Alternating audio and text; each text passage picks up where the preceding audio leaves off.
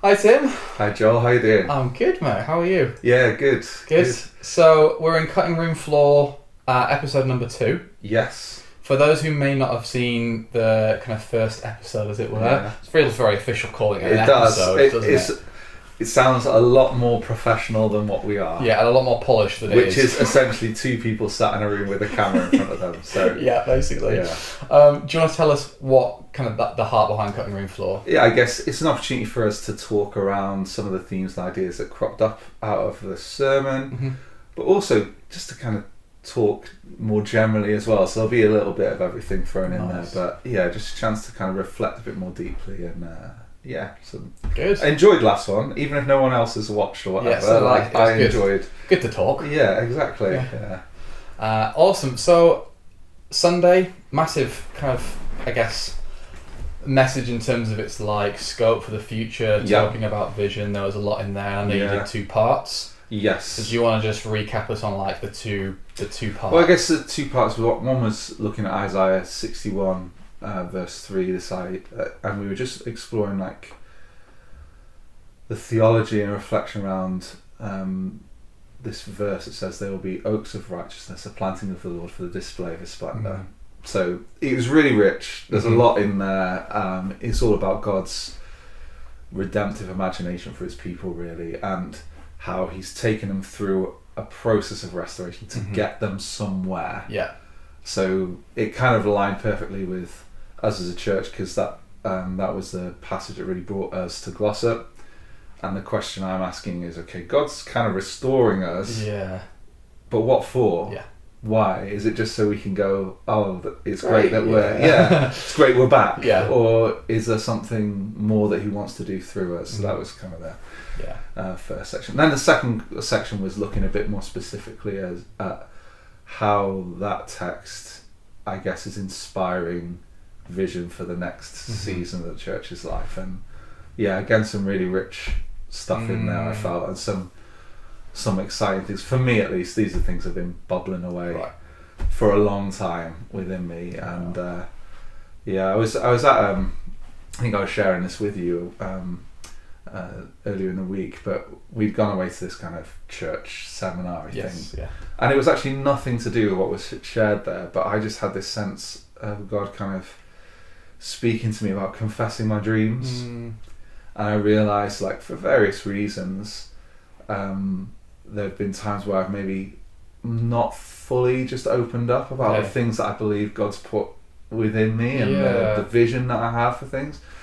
Was that for you personally, or do you mean for the church as well? Okay. Like, I think just not wanting to overwhelm people, because let's face it, like, not everyone loves change, and I guess I am quite a big picture person. Like, in my heart of hearts, that's what I'm about. Like, I love the kind of building something, seeing something grow and flourish, like, which inevitably involves change, right? And so I guess probably sometimes just out of a love for people and not wanting to like overwhelm them with stuff, I've held back a little bit, and I just felt the Lord saying, like, no, you need to speak openly and honestly about the things that I've put within you. And that's not necessarily to say that everything I'm saying is of God, right?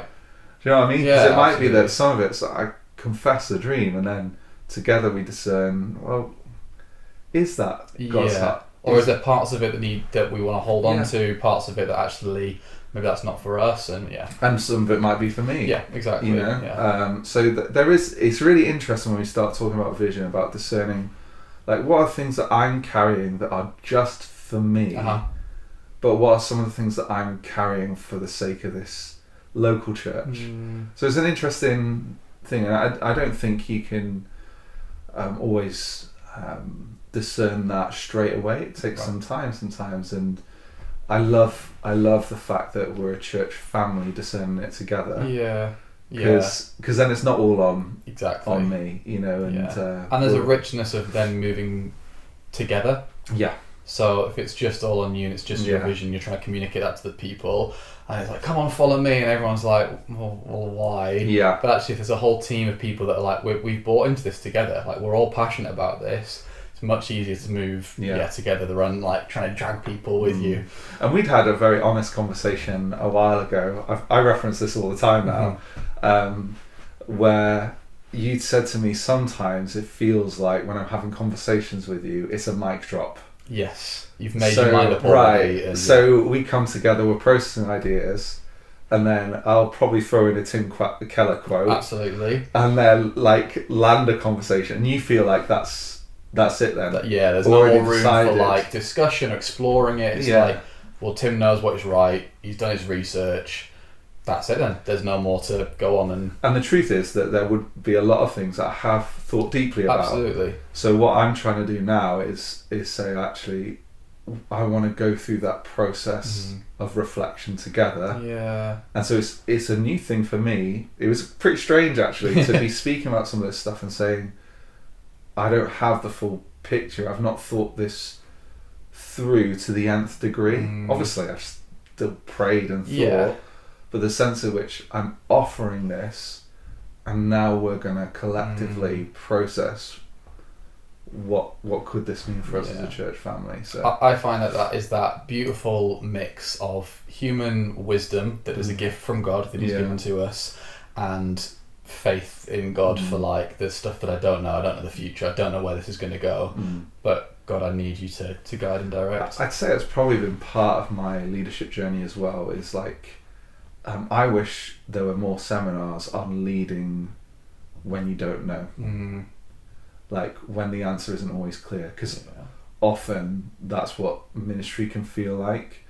And I think me thinking through and processing everything ahead before I then bring it is like almost like a way of having control. Right. So I've got the answers. Yeah, I've got all the potential solutions. Right, for all I've thought about all the things, Yeah. and what it does is it robs everybody else of the opportunity to wrestle with the questions themselves. So we're on that journey together now. Yeah. We've launched into it, jumped in the pool, and we're figuring out how deep we are. And we're gonna swim and trust God.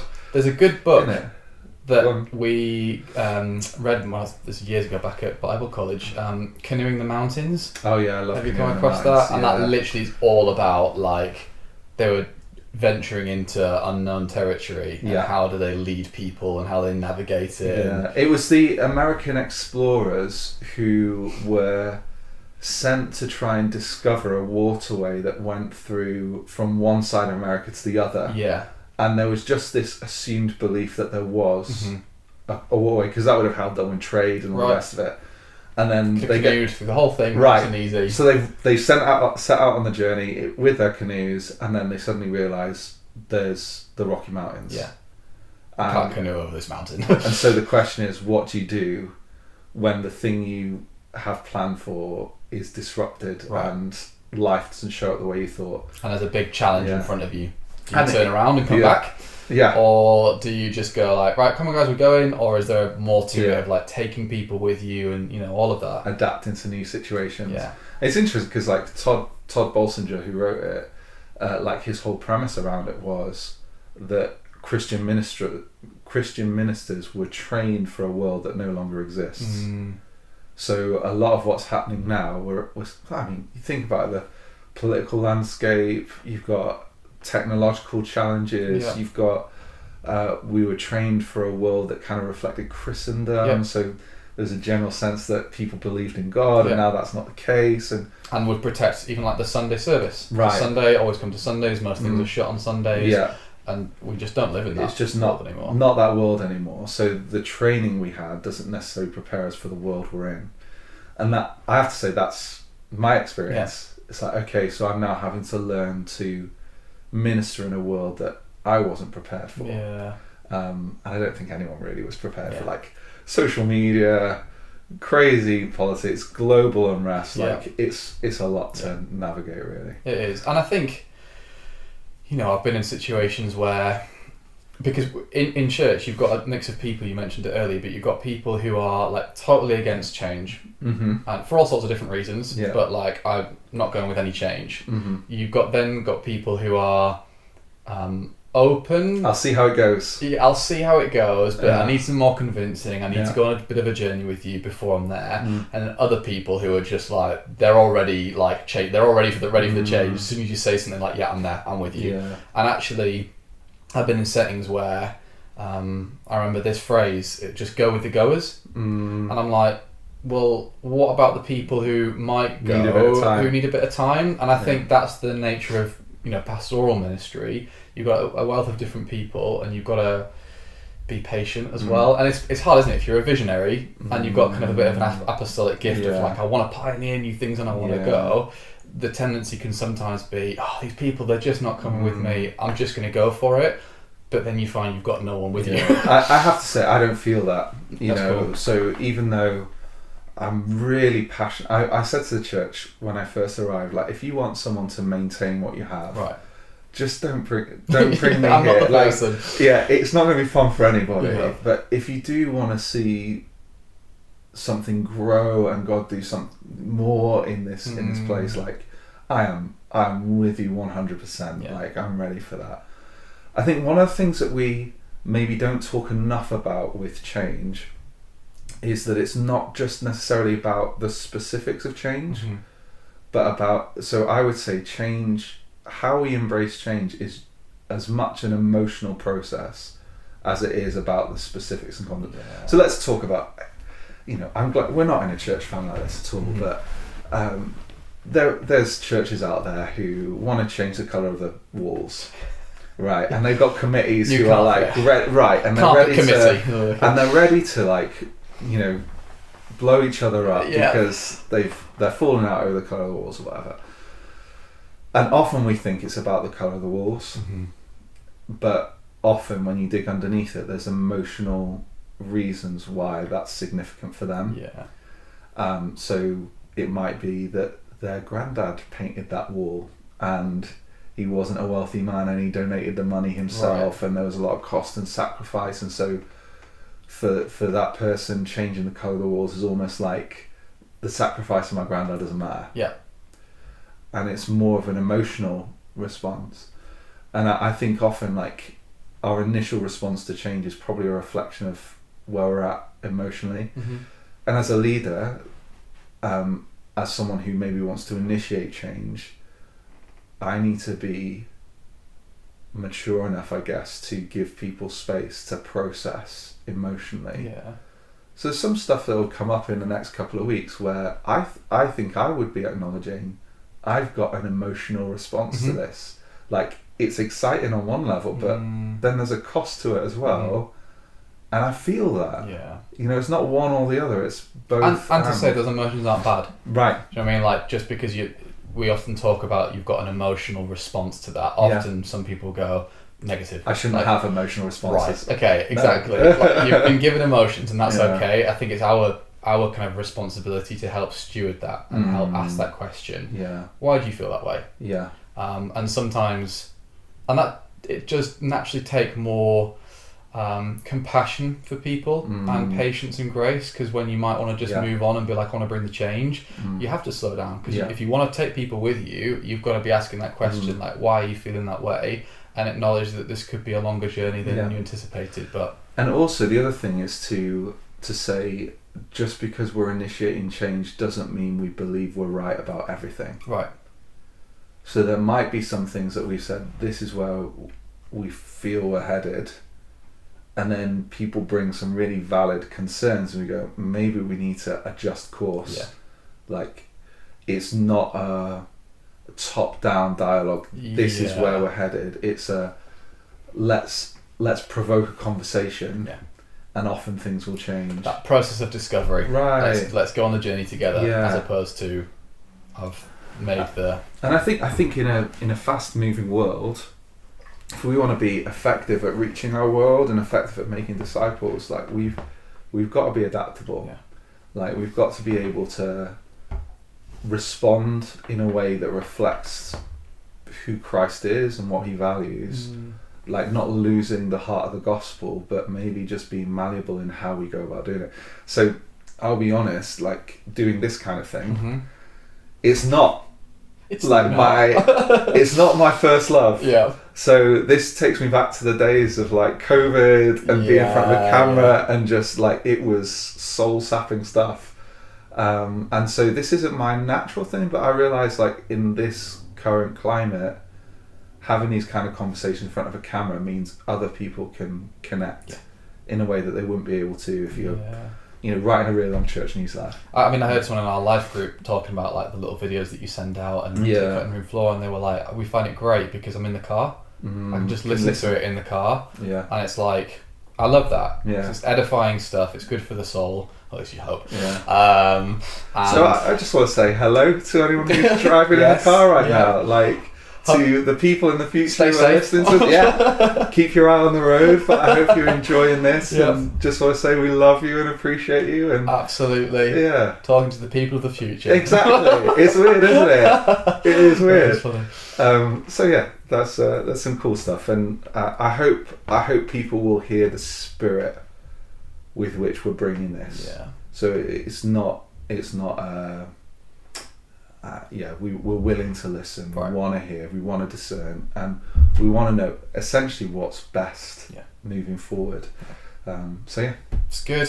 Yeah. Very good. Let's talk a little bit about the message from Sunday. Uh-huh. So one of the things that stood out to me was this line that you mentioned, which was, we love the church, not because she's lovely, but because Jesus loves her. Yeah.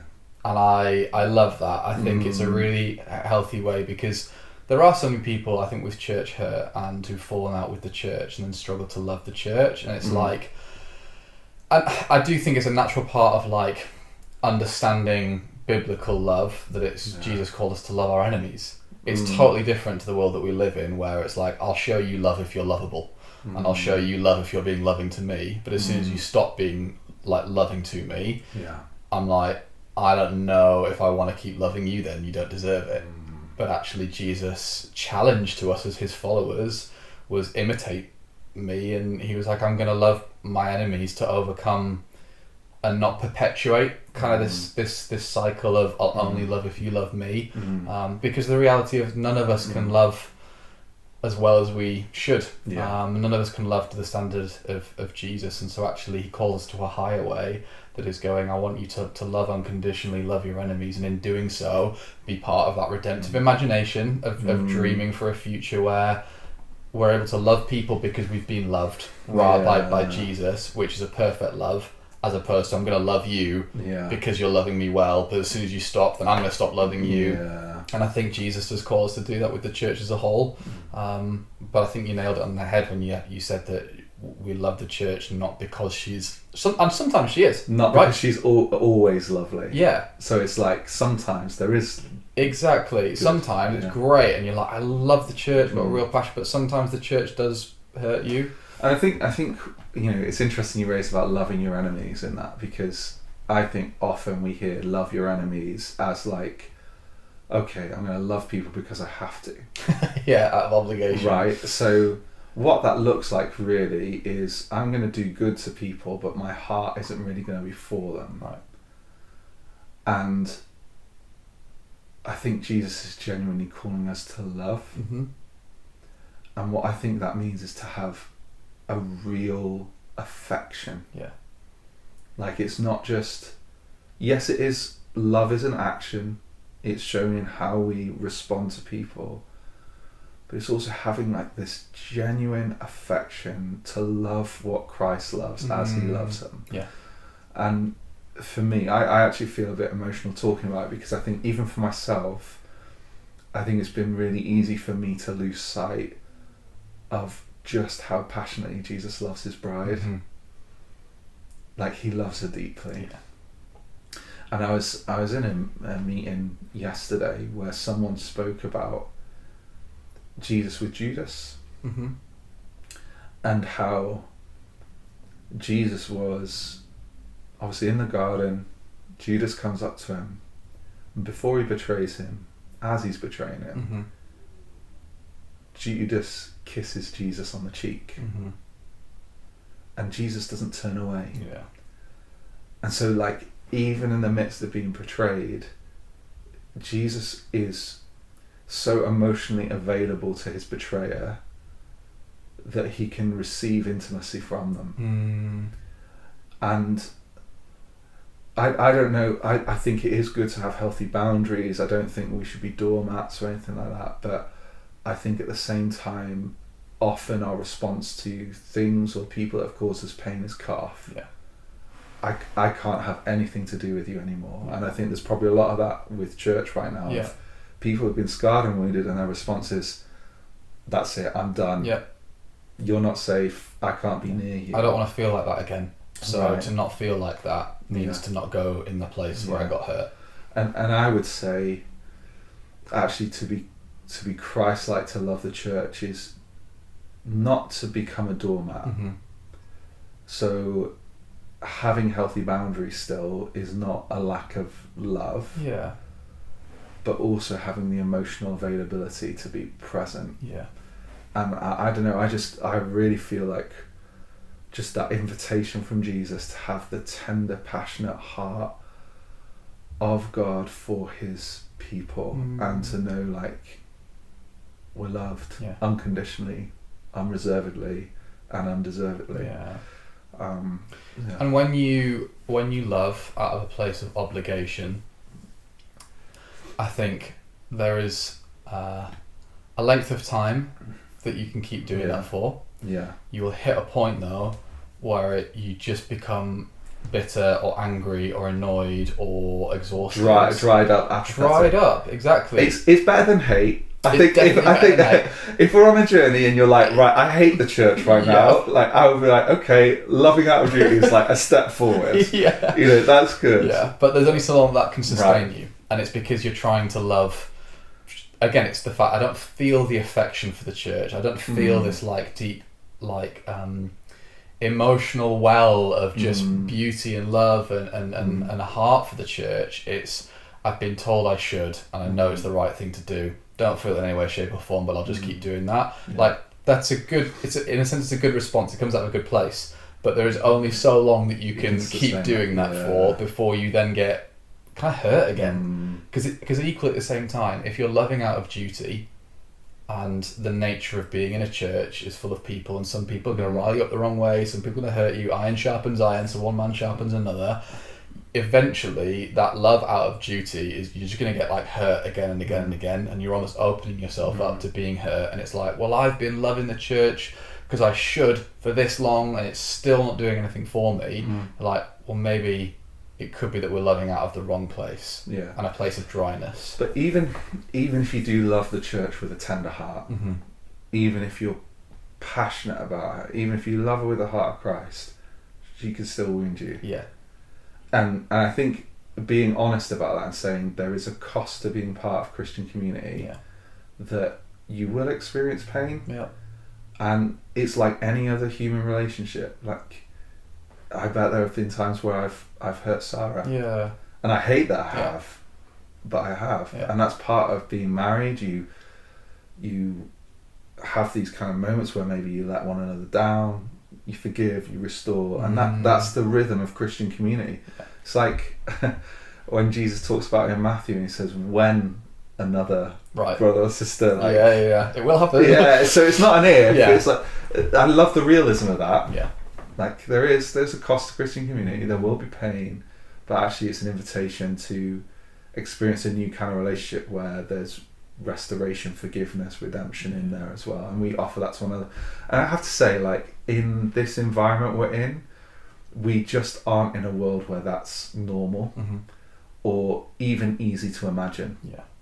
So generally what happens is we decide whether someone's worthy enough of being restored or forgiven, which is weird because that's not what forgiveness is, right? No. So if you've done something that's maybe wrong but socially acceptable wrong, you've still got a chance. But the moment you do something that breaks the social contract, it's like, well, that's it, you're cut off forever. And that's really the climate we're living in, is that we live in a climate of emotional cut-off, where anyone who does wrong, we call it cancel culture, don't we? I'm just going to cancel you. And I think that's infecting like families, it's infecting friendships, marriages, all of it. And the church is not separate from that. Yeah, exactly. I mean, I would love to touch on this as well, like around like political division in the life of the church, because I think there's a lot of like othering that goes on. So if you vote for one party and I vote for another, or you lean one way and I lean another, I think in our hearts and minds that person moves from being a neighbour to being an other. Yeah. So when I go to the Good Samaritan, who is my neighbour, I feel like in this environment, he might not use like a Samaritan. He might use, if you're on the right hand side of politics, right, a left hand leaning person, or vice versa. Yeah. And like, can they still be your neighbour? Yeah. Can you still love them? Can I still love them? Can I still mix with them? Can I still enjoy being with them and talking to them? Yeah. Or is it like their view on politics is the total sum of that human being? They are their entire view, and therefore need to be shunned because I disagree. So as a whole total human being, I disagree with you. Yeah. Disagree with you being here, existing. and actually like believing that your political vision for the world is always a moral thing. So there's some times where it is moral, immoral. Yeah. There are other times where it's just a different perspective on how the world should function. Yeah. And sometimes it's okay to have like high taxes, low taxes. Who are you taxing most? Who are you taxing least? Yeah. These conversations. There can be extremes where it feels moral, immoral, but there are other times where actually this is just different visions of how a country should function and how it will flourish. And I don't want to pretend to be a political expert. I think this is one of my reflections really on. I remember Dallas Willard talking about this, saying like there's a conspiracy of silence in our churches around the things that really matter most. And I've always felt challenged by that, and haven't wanted to create an environment where there's certain things that aren't spoken about. But at the same time, I'm a local church minister with limited knowledge and limited experience. I'm not a political expert. Right. So I think sometimes in this kind of environment where it's highly reactive, and where if you take any kind of position, you can potentially cause all kinds of explosions, unexpected explosions in your community. You have to be really careful and wise about how you speak about these things. And I think I've not said very much at all. Yeah. Because I felt ill-equipped to kind of speak into issues. And I do think it's actually good for us as leaders to know the limits of our experience and knowledge. I totally agree. I do agree. And I think as well, as reflecting on this the other day with Sarah, I think the nature of us being in the world that we are, where we're so connected through like screens, it actually removes a level of like accountability and seeing one another as human beings. Yeah. And so we live now in a culture where people feel the freedom to say whatever they want to say without any response or accountability. And we have so many people now on like YouTube. I mean, speaking of politics, like Charlie Kirk, right? Everything that's been going on with him at the moment, it's just absolutely blown up. And there are some people who would look at his content and say, yeah, he's a Christian, he loves Jesus, he told people to follow Jesus. Others like, yeah, but look at his views, he can't be a Christian. And I think in the world that we live in, where we've become more and more detached from one another's humanity, we are much more akin to saying, oh, it's a shame that he passed away, but look at what he believed. Yeah. It's like, would you say that to him? Would you like is that okay to say?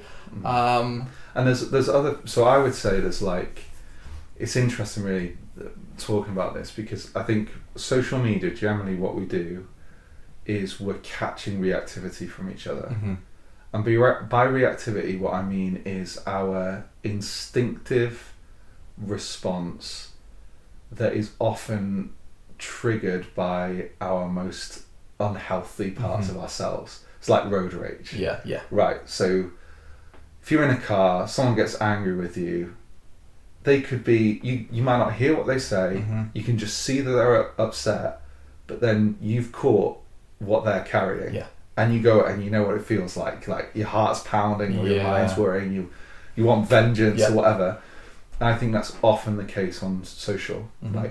And speaking into the Charlie Kirk thing a little bit, I'm very concerned that the climate of American politics is being caught by British people.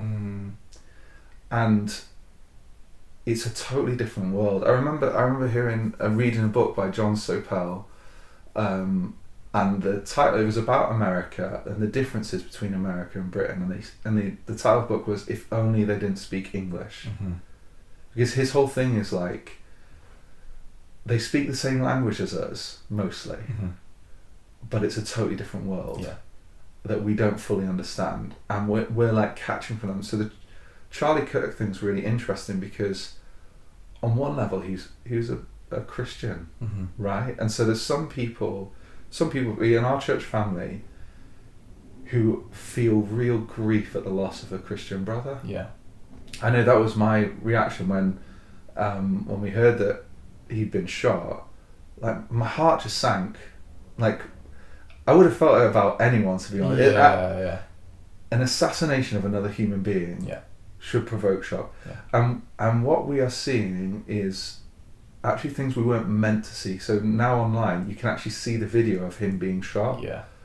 And like actually just acknowledging we've been witnesses to an assassination, and that's not a normal thing or a good thing, and yet collectively we're all catching that experience.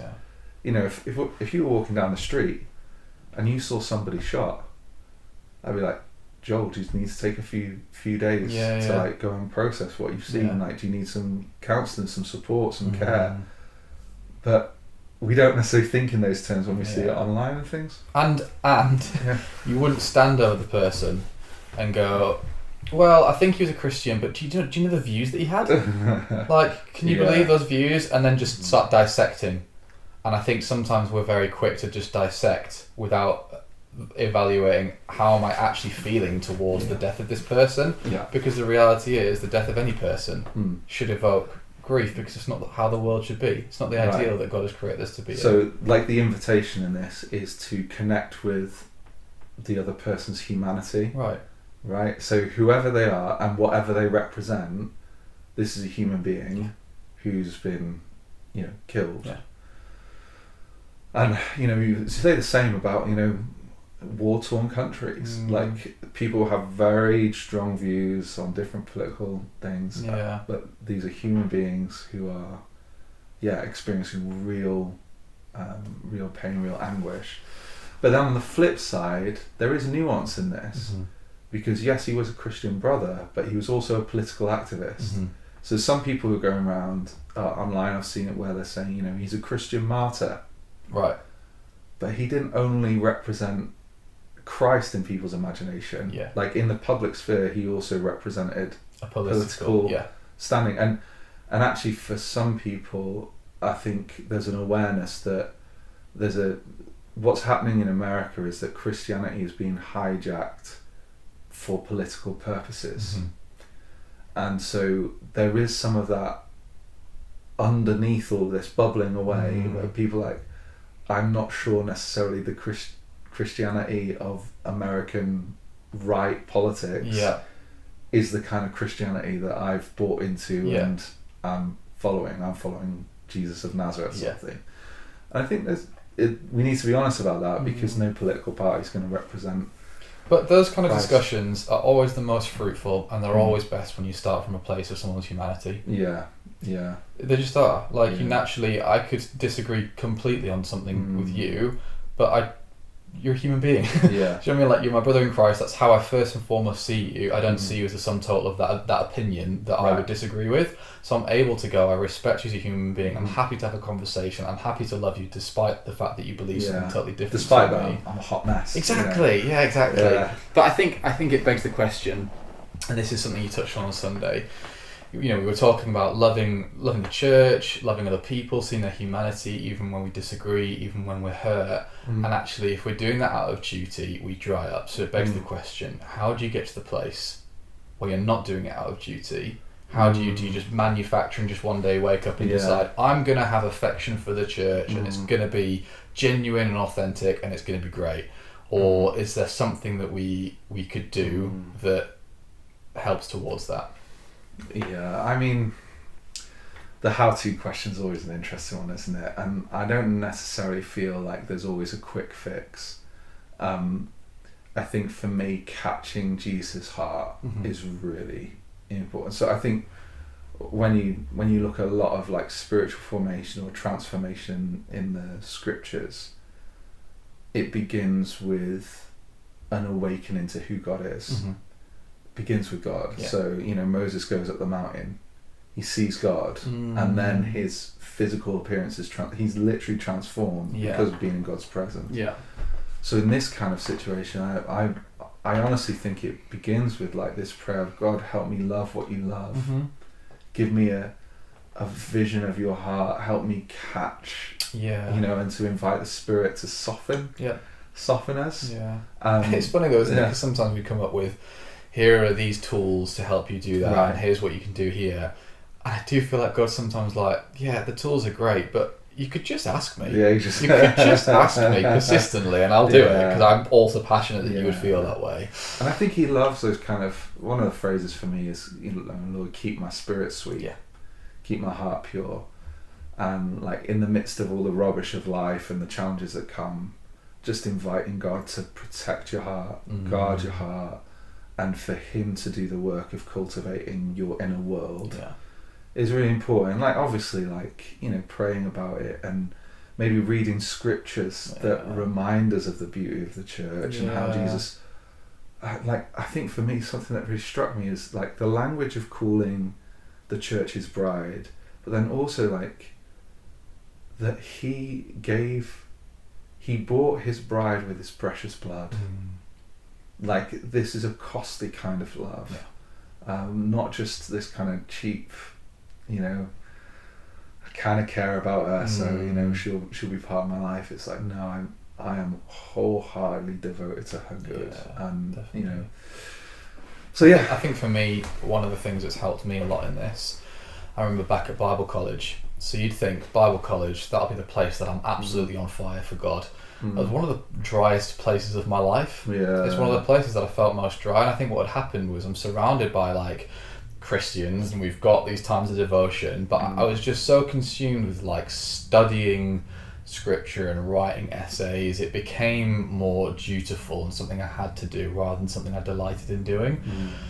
And I remember hitting this season of just being like, I just feel empty, I feel dry, I just feel like I've got not much love in my heart for God and the people around me. I didn't quite know what was going on. And I think one of the things that God showed me is that my prayer for a lot of my life was, God, please help me to love you more. Please help me to love you more. And I think that can be a good prayer. But I feel like God showed me, it's in 1 John, it says, and this is love, not that we've loved God, but that he first loved us. And it says we love because he first loved us. And actually it changed my prayer life. I started praying God, and it felt selfish at first, but I was like, no, this is exactly what I should be praying. And it was, God, can you show me how much you love me? And the more and more that I've seen how loved I am by God, it's filled me. It has filled me to overflowing. It's filled me for a deep love for his church, and I've been hurt by the church, but it's helped me. We were talking about that earlier, but it's helped me just to continue loving even when you're hurt. I've fallen more in love with the person of Jesus. I've fallen more in love and just loving the people that are around me. And had you asked me 10 years ago, I'm totally different to then. And I think genuinely it's because God has been gracious in showing me more and more and more his love for me. And it's interesting because people might be listening to this and thinking, but that's the kind of like self-serving Christianity that actually we're called to lay down our lives. But I would say all of Christian life begins with who God is. And so what you're actually saying is, my love is a response to his love, which is eternal and never ending, just like my worship is a response to his glory. My forgiveness is a response to his forgiveness. My giving is a response to his giving. My service a response to his service.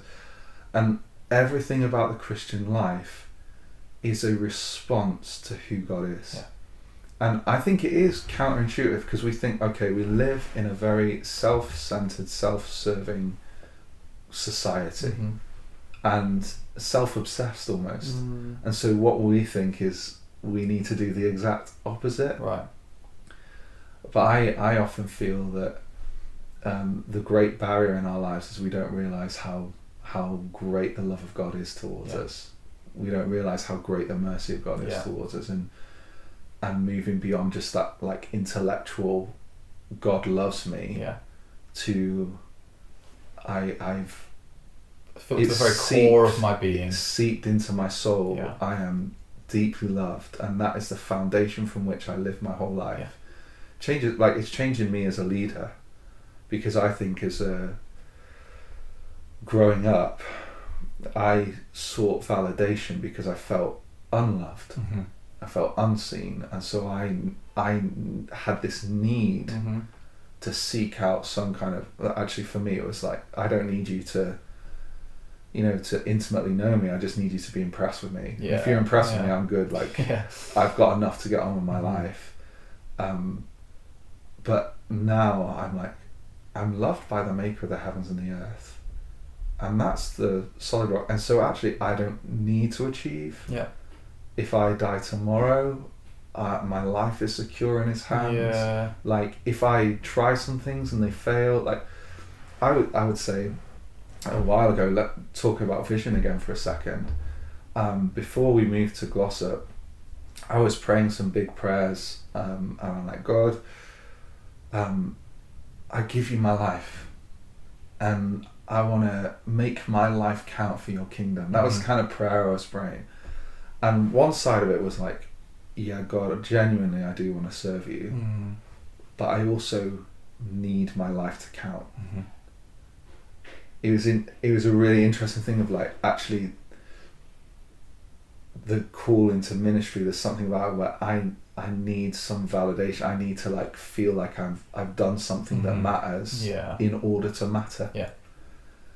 Now I don't carry that. Like I begin with a space of, I already matter to God. I'm loved deeply by Him, and so everything else is a gift. Like, if this church stays as we are for the rest of our lives, like, I'm loved by God. If this church, if it had all failed, it came to Gloss, it all went peaked on, I'm loved by God. And actually the real gift is if things go great. The danger is the ego comes in. But you can say, I'm already loved by God. I don't need.